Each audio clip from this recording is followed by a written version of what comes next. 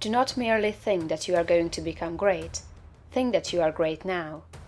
Do not think that you will begin to act in a great way at some future time. Begin now. Do not think that you will act in a great way when you reach a different environment. Act in a great way where you are now. Do not think that you will begin to act in a great way when you begin to deal with great things. Begin to deal in a great way with small things. Do not think that you will begin to be great when you get among more intelligent people or among people who understand you better. Begin now to deal in a great way with the people around you.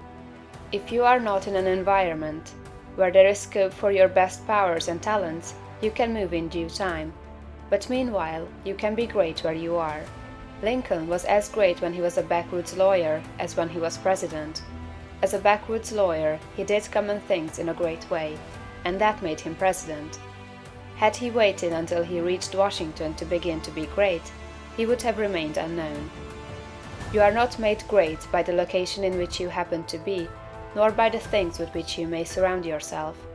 You are not made great by what you receive from others, and you can never manifest greatness so long as you depend on others. You will manifest greatness only when you begin to stand alone. Dismiss all thought of reliance on externals, whether things, books, or people. As Emerson said, Shakespeare will never be made by the study of Shakespeare. Shakespeare will be made by the thinking of Shakespearean thoughts. Never mind how the people around you, including those of your own household, may treat you. That has nothing at all to do with your being great. That is, it cannot hinder you from being great. People may neglect you, and be unthankful and unkind in their attitude toward you. Does that prevent you from being great in your manner and attitude toward them? Your Father, said Jesus, is kind to the unthankful and the evil. Would God be great if he should go away and sulk because people were unthankful and did not appreciate him? Treat the unthankful and the evil in a great and perfectly kind way, just as God does. Do not talk about your greatness. You are really, in essential nature, no greater than those around you. You may have entered upon a way of living and thinking which they have not yet found, but they are perfect on their own plane of thought and action. You are entitled to no special honor or consideration for your greatness. You are a god, but you are among gods. You will fall into the boastful attitude if you see other people's shortcomings and failures, and compare them with your own virtues and successes.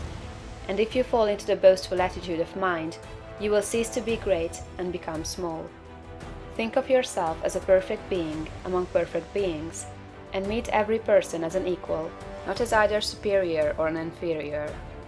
Give yourself no airs. Great people never do.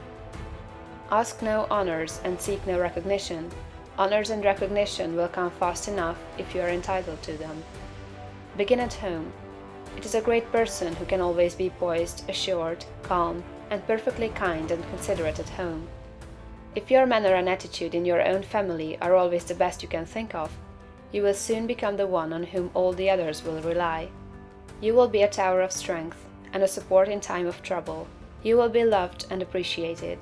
At the same time, do not make the mistake of throwing yourself away in the service of others. The great person respects himself. He serves and helps, but he is never slavishly servile.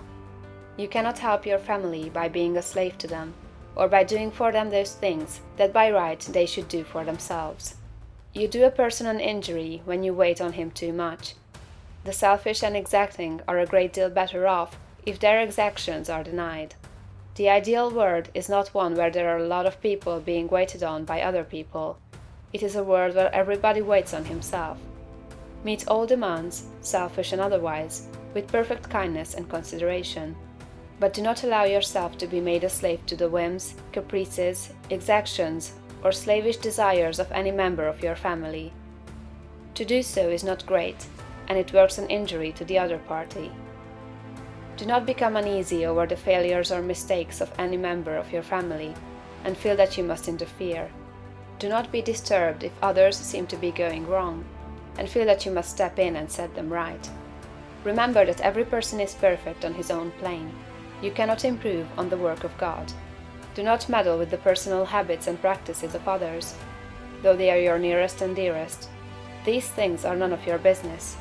Nothing can be wrong but your own personal attitude. Make that right, and you will know that all else is right. You are a truly great soul when you can live with those who do things that you do not do, and yet refrain from either criticism or interference. Do the things that are right for you to do, and believe that every member of your family is doing the things that are right for him. Nothing is wrong with anybody or anything. Behold, it is all very good. Do not be enslaved by anyone else, but be just as careful that you do not enslave anyone else to your own notions of what is right. Think, and think deeply and continuously. Be perfect in your kindness and consideration.